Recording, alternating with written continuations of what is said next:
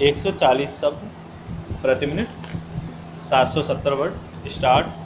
महोदय, यह बड़े गौरव और प्रसन्नता की बात है कि हिंदुस्तान में 10वां विश्व हिंदी सम्मेलन का आयोजन किया गया था, जिसमें लगभग 40 देशों के प्रतिनिधियों ने हिस्सा लिया था। मैं इस संबंध में कहना चाहता हूं कि इन प्रतिनिधियों में से कई प्रतिनिधि तो उन देशों से इतर के थे जहां पर हिंदी बोली और समझी जाती है। 10वें विश्व हिंदी सम्मेलन में वेनिस विश्वविद्यालय इटली की प्रोफेसर मार्का ने कहा कि भारत में उनकी शुरू से ही रुचि रही थी और इसलिए हिंदी सीखी थी।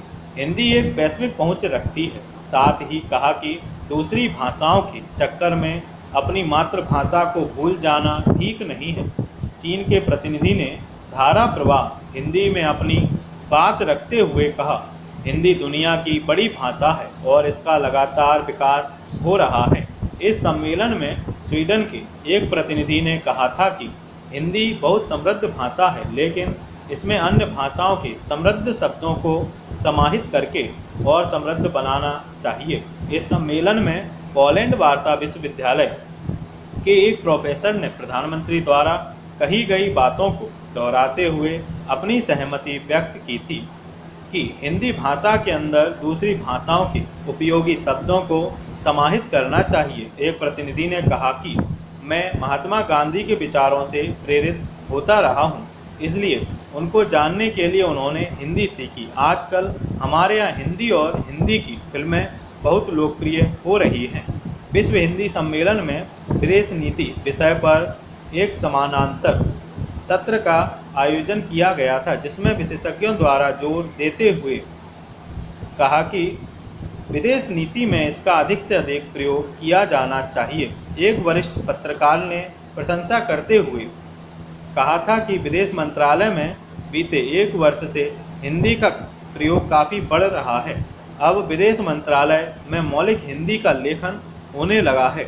उन्होंने विदेश मंत्रालय की वेबसाइट पर मौलिक हिंदी लेखन को और बढ़ाने की आवश्यकता जताई और क्षेत्रीय भाषाओं में भी जानकारी उपलब्ध करवाने का सुझाव दिया। उन्होंने यह भी कहा कि प्रधानमंत्री और विदेश मंत्री हिंदी में बोल रहे हैं, लेकिन विदेश मंत्रालय के अधिकारी आज भी अंग्रेजी ज़्यादा बोलते हैं। अध्यक्ष महोदय, मैं सिंचाई विभाग से संबंधित प्रश्न उठाना चाहता हूं। महोदय, मेरा पहला प्रश्न यह है कि मेरे विधानसभा विकास खंड के अंतर्गत 2 स्टॉप डैम कई वर्ष पहले बनाए गए थे। उनमें से एक स्टॉप डैम में पानी रोकने के लिए गेट नहीं लगे हैं। गेट के अभाव में पानी एकत्र नहीं हो पा रहा है। यदि पहले से तालाब में गेट लगे होते तो पानी इकट्ठा हो जाता और किसानों को सही वक्त पर सिंचाई के लिए पानी मिल जाता। महोदय, फसल सींचने के लिए पानी की ज़रूरत होती है। पानी नहीं मिलने के कारण उपज अच्छी नहीं हो पा रही है और किसान को प्रकृति पर निर्भर रहना पड़ता है। अतः मेरा अनुरोध है कि स्टॉप डैम बनाते समय ही गेट लगा दिए जाएं तो किसानों को इस समस्या से निजात मिल जाती और किसानों को इस समस्या का सामना नहीं करना पड़ेगा। स्टॉप डैम में गेट लगने से शासन का जो मूल उद्देश्य है उसका पूरा लाभ किसानों को मिल सकेगा। उद्देश्य की भावना के अनुसार काम न होने से किसानों को लाभ नहीं मिल रहा है। मेरे यहाँ एक और बड़ा तालाब है जो काफ़ी बन चुका है। साल भर से निर्माण कार्य बंद पड़ा हुआ है। जो 80% कार्य साल भर पहले हो चुका था वह बेकार हो रहा है। किसानों ने अपने मुखिया को बताया था और सरपंच के माध्यम से इस बात की शिकायत प्राप्त हुई है कि वन विभाग की अनुमति नहीं मिलने के कारण एक तरफ की दीवार नहीं बन पा रही है। इस दीवार के कारण जनता को इसका लाभ नहीं मिल पा रहा है तथा इससे होने वाली सिंचाई भी प्रभावित हो रही है। पूर्व में लगाई गई लगभग 20 लाख रुपए की राशि भी बेकार हो रही है। मैं उम्मीद करता हूं कि सभी समस्याओं का निराकरण शीघ्र हो जाएगा।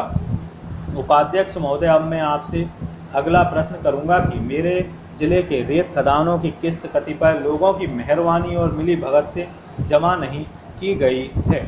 ऐसी लगभग 10 खदानें हो सकती हैं जिनका अनुबंध ही नहीं किया गया। इस प्रकार लाखों रुपए की हानि सरकार को पहुंचाने का प्रयास किया जा रहा है। जिले के खदानों के माध्यम से जो रॉयल्टी ग्राम पंचायत को प्राप्त होती थी वह नहीं मिल रही है। रॉयल्टी प्राप्त नहीं होने के संबंध में सरपंचों द्वारा शिकायत की गई है। जांच और कार्रवाई नहीं होने के कारण शासन प्रशासन के प्रति खतरनाक रोष व्याप्त है।